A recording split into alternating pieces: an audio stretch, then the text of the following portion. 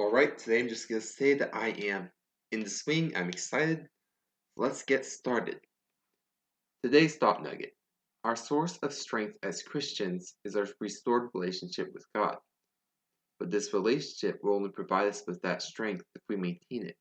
The scriptures read today, Psalm 91, Psalm 121, John chapter 15, verses 4 through 6, and 1 Peter chapter 2, verses 1 through 3. Today's complete thought. So today's blogcast almost didn't happen. I was trying to work on another one which never came out easily, like I know the ones which are truly anointed by God usually come out. So I decided I would put that one aside for a later time, and decided I would open up a blank document and just let God speak to me. As I was cooking dinner that night, He reminded me of the notes I'd made from that Sunday, and I knew that He wanted me to write this week, based on those notes. A Christian's source of strength is something that comes as a result of our relationship with God. It is not easy for us to remember. Oftentimes, we are busy in life drawing us to a point where we forget to make time for Jesus in our life, beyond just a quick prayer at mealtimes and maybe before we go to bed, if we even do that much.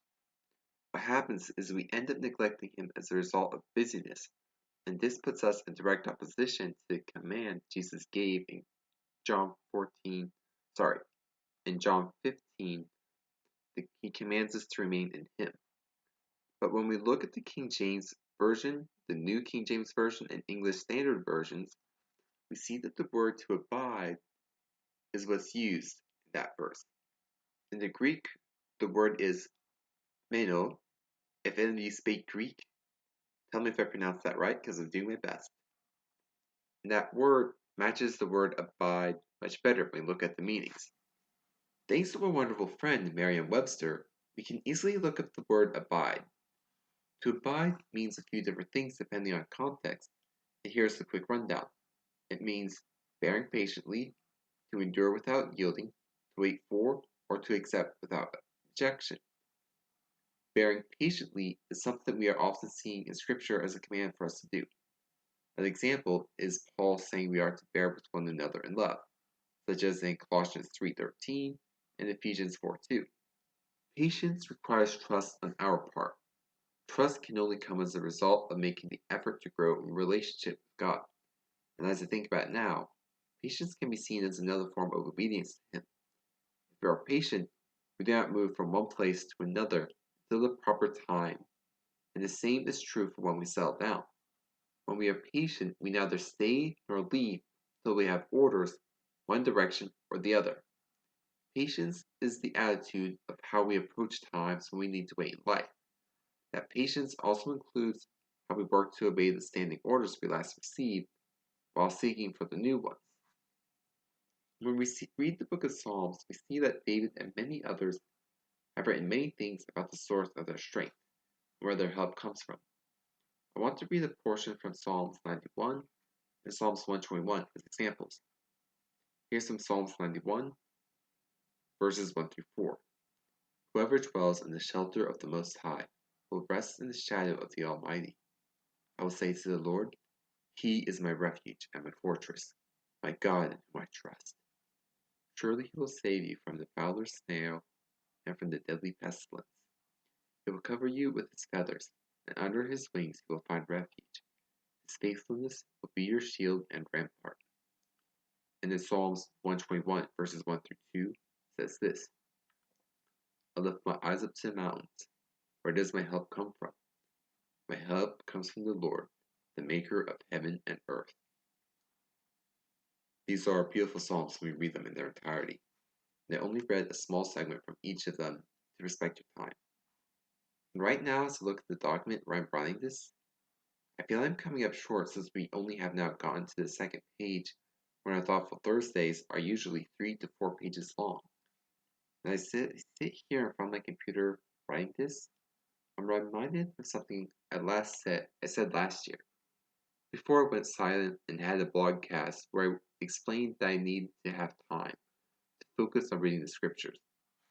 Now, something I'm certain I also said in the blogcast as well. I'm certain there's something else I said. and that was that I was dedicating myself to writing what the Holy Spirit wanted me to write for each week.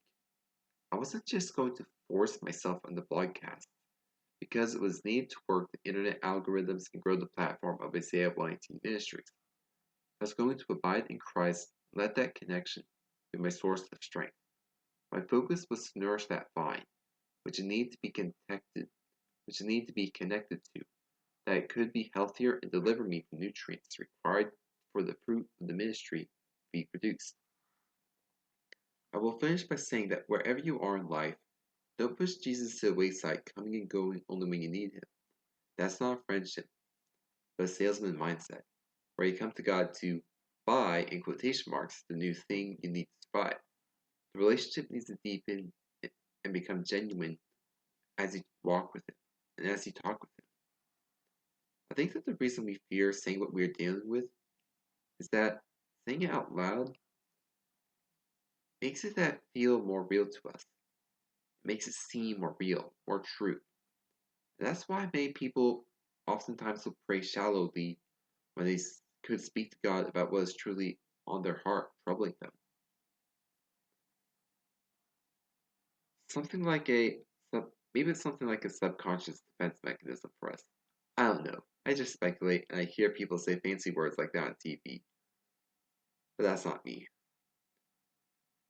But one thing I will know, and one thing I do know and will let you in on, is it's a bit of a secret in the sense that this piece of information isn't often mentioned, but God already knows these things.